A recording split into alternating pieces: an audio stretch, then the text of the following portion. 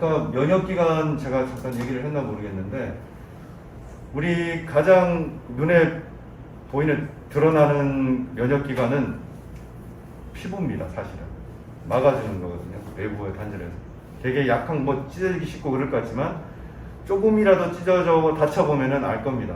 금방 이 소독이나 관리를 잘 못하면 금방 덧나거든요. 그런데 피부 말고 피부를 거꾸로 뒤집어서 생각해보면 외부와 경계를 이루는 가장 또 중요한 건 점막이에요. 점막. 그 중에서도 가장 넓은 점막이 있는 게 장점막입니다. 장점막은 이 피부 다 이게 닫혀 있는 것 같잖아요. 장점막은 좀 달라요. 장점막은 미세 현미경으로 보면은 군데군데 구멍이 나 있습니다. 왜 다 이렇게 매끈하게 막아줘야 되는데 왜 구멍이 나 있을까? 저도 안지는 뭐 몇 년 안 됐는데 이 구멍이 뭐냐면 일종의 비유를 내면 아레나요. 원형 경기장이라고 보시면 돼요. 음식물에는 우리가 음식물만 들어오는 게 아니라 음식물에 묻어 있는 균을 같이 먹게 됩니다. 그래서 장으로 균이 들어오면 그 균이 이런 미세한 구멍으로 들어오게 됩니다. 우리 방어막 중에 그냥 흔히 보면 성문들 있잖아. 성이 있잖아. 성벽. 성이 벽만 있으면 이게 온전히 기능을 할까요? 다 갇혀 있는데. 그래서 옛날 전쟁을 하면은 성을 지키고 밖에서는 이제 뭐 하잖아요. 붕괴주기 뭐 이런 거 있잖아요. 그래서 성문이 있어요. 성벽에는. 그래서 물자가 드나들어야지 성 안에 있는 백성이 살 수가 있습니다. 그런데 성문을 아무나 드나들면 안 되니까 군인들이 지키고 있잖아요. 그래서 그 성문 역할을 하는 게 장에는 여러 개 있어요. 그리고 그걸 지키는 면역세포들이 많이 있습니다. 장에 되게 많이 있거든요. 그래서 여기서 우리 면역 항체들이 훈련을 받아요. 면역세포들이.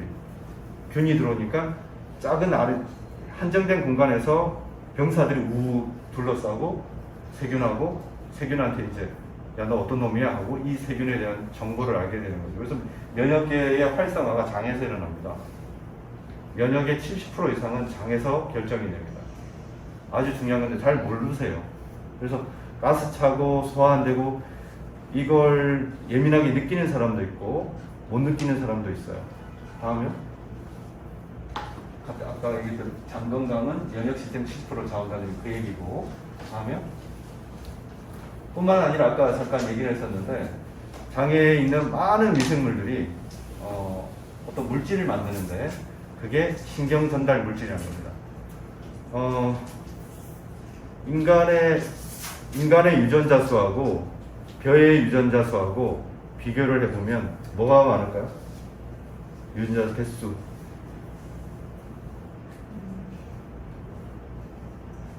둘 중에 하나는 배가 많다, 사람이 많다. 사람? 벼가 더 많습니다. 이상하잖아요. 인간이 더 고등 진화된 생물인데 유전자 개수가 벼가 더 많아요. 처음에 과학자들도 이해할 수가 없었어요. 왜 그렇지?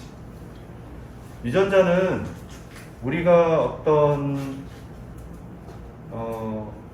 다시 이세를 만들어내는 걸로만 쓰이는 게 아니라 어떤 물질, 대사를 만들 건가도 결정을 합니다. 그래서 유전자 수가 작다는 거는 그런 대사 반응이 별로 작다는 것 같거든요. 그러니까 이해가 안 가잖아요. 근데 과학자들이 그 비밀을 어떻게 풀었냐? 인간은 장에 거의 한 27조나 되는 세균을 가지고 있어요. 그 세균을 다 가진 유전자를 합하니까 월등히 많은 거예요. 100조 정도? 그래서 장내 미생물이 우리가 음식물을 먹으면 얘네들이 대신 우리 유전자가 해야 될 일을 대신해 주고 있는 거예요. 그래서 음식물을 가지고 다양한 신경 전달 물질을 만들어 놉니다. 대표적으로 세로토닌이 있습니다. 세로토닌 한 번쯤 들어보셨을 텐데 행복 호르몬이라고도 얘기를 하죠. 우리가 요즘 세상이 되게 힘들어지니까 정신과에 되게 많이 갑니다. 옛날에는 정신과 미친놈 가는 거다 이렇게 생각했는데 요즘은 그렇지 않죠. 조금 스트레스 받고 하면은 그럽니다. 저 딸이 하나 있는데 얼마 전에 전화서 아빠 정신과 보내달라고 깜짝 놀랐어요. 제가 고3이거든요. 스트레스가 많나 봐요. 그래서 아빠 친구 중에 괜찮은 정신과를 소개시켜달라고 아빠한테 얘기를 못 하겠어 이러는 거예요. 어쨌든 그래서 정신과를 가면 정신과도 똑같아요. 아까 제가 뭐라 그랬습니까? 현대의학은 원인을 치료하지 않는다. 그래서 세로토닌, 너 우울해? 세로토닌 줄게. 그게 프로작이고, 프로작을 또 우리 지금 다 여기 날씬하신 분밖에 없는데 비만 크니까 이 또 프로작을 줘요. 행복하니까 배가 안 고파. 그래서 식욕 억제제로도 쓰고 우울증 약으로도 쓰고 그게 세로토닌의 용량을 올려주는 약입니다. 근데 세로토닌의 대사는 90%는 장에서 일어납니다. 뿐만 아니라 다양한 가바도 있어요. 가바는 예민한 걸 억제해 주는 거예요. 우리는 스트레스 속에 삽니다. 눈을 뜨는 것 자체가 스트레스예요. 눈 뜨면 햇빛 들어오지, 무슨 소리, 야, 엄마가 일어나라, 빨리 학교 가야겠다. 그런 모든 게 스트레스는 나쁜 게 아니라 사실은 그냥 단순하게 설명을 드리면 외부 자극이에요. 그런 자극을 우리가 어떻게 조절하고 이겨내고 하는가에 따라서 그 사람의 어떤 그 사람을 만들어주는 거죠, 사실은. 그런데 그 스트레스가 너무 과하면 사람이 미쳐요. 그냥 둘이서 얘기하면 모르겠는데 당장 뭐 옆에서 한 5사람이 동시에 얘기하면 어우 정신 나갑니다. 그래서 그런 스트레스나 자극을 걸러주는 역할을 하는 게 가바거든요. 가바. 그리고 또 누가 걸러주느냐? 목이 걸러줘요. 목에 있는 신경계가 우리가 있는 연수 그 레벨에 있는 거기서 신호를 걸러주는 핵이 있어요. 그래서 나중에 잠깐 설명드릴 시간이 있을지 모르겠는데 일자목이거나 거북목이 되면은 사람이 예민해져. 신호를 못 걸러줘. 그래서 건전한 척추 건강을 유지하는 방법 요가를 하면 사람이 차버리는데 이거. 그래서 어쨌든 되게 또 했는데 이런 장내에 있는 그런 그 미생물들이 우리 정신 건강, 마음의 건강하고도 관련이 많구나. 그래서 장 안 좋은 사람은 성격이 안 좋습니다. 주변에서 맨날 하고 있는 사람은 되게 예민합니다. 그래서 그분이 성격이 지랄 맞고 안 좋은 사람을 얘는 안 좋은 놈이구나 생각하지 말고 장이 안 좋은 불쌍한 애구나 하고 측은한 마음을 가지고 있습니다. 그 사람 탓이 아니구나. 그래서 한번 보실까요? 이런 말이 있는 거예요.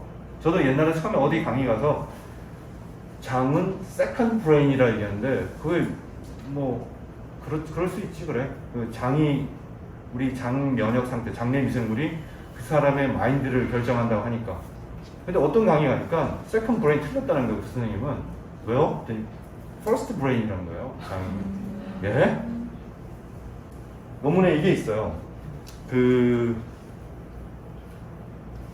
고양이 구충인가? 이름을 까먹었네.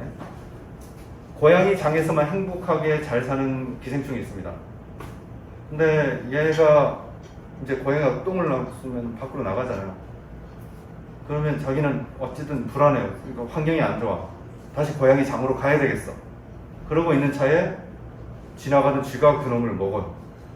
딱 들으니 비슷한 데 왔어. 장은 장이야. 어둡고 깜깜하고 장이네. 근데 내가 익숙한 고양이 장이 아니야. 고양이한테 가야 되잖아요. 어떤 일이 있느냐면 고양이 밥이잖아. 그럼 고양이 피해 다녀야 되잖아요. 근데 이제 이 쥐는 고양이가 있는 데만 다니게 돼. 고양이 울음소리가 무섭지 않고 아주 사랑의 세레나데처럼. 그래서 고양이가 쥐를 먹게 되면 고양이한테 다시 들어가요. 그래서 이런 어디서 읽어보신 분도 있을 거예요. 그래서 이 장내에 있는 기생충이나 이런 게 쥐의 뇌를 조종한 거잖아. 그런 일이 일어날 수 있다. 그래서 퍼스트 브레인이다. 이런 얘기가 저도 이해가 됐거든요. 이렇구나.